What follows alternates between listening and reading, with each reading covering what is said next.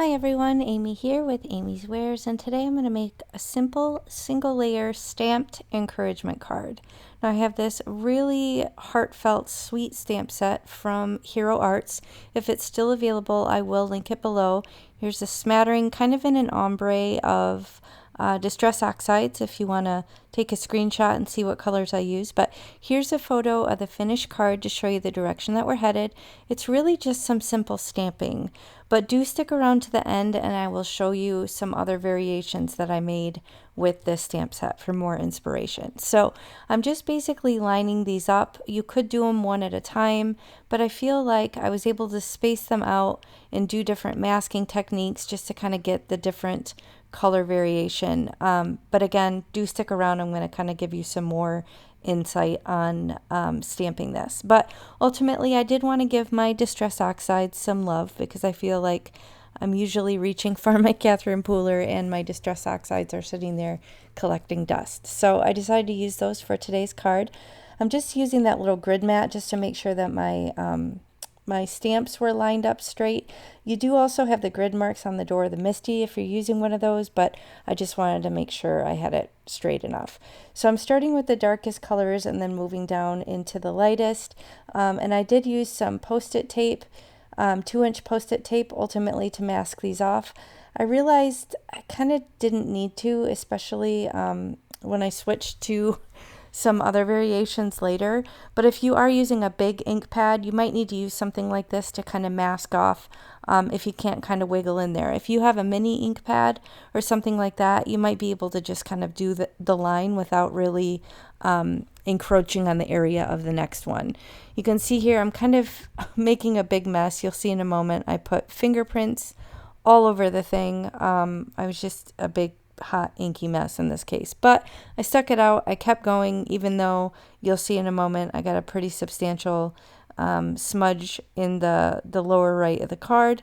You can see I'm going to town with my sand eraser here trying to get rid of it. I did get rid of quite a bit, and thankfully the stamping on the bottom of the card kind of distracted from it a little bit too. So maybe you have a blingage moment. Maybe that's what it ends up being, is where you're going to put some sequins or something, or maybe you can get rid of the smudge with a sand eraser. So most of the time you can make it work, and at the end of the day, if there's a little smudge and it's not perfect, hey, it's a handmade card, right? It's not meant to be store-bought perfection. So here I have "You are valued, wanted, deserving, and important," and here I got even more ink smudges all over because, like I said, I was a hot mess express making this card, but I was able to make it work. Just kind of continue cleaning up my messes, and I did ultimately put some little stamped hearts on here and some other little details just to add to it because I felt like it was maybe a little bit too much white space.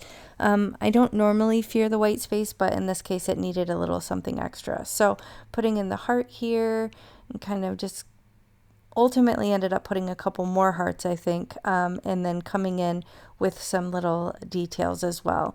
So I'm just going to stamp these. I wasn't having a lot of great luck.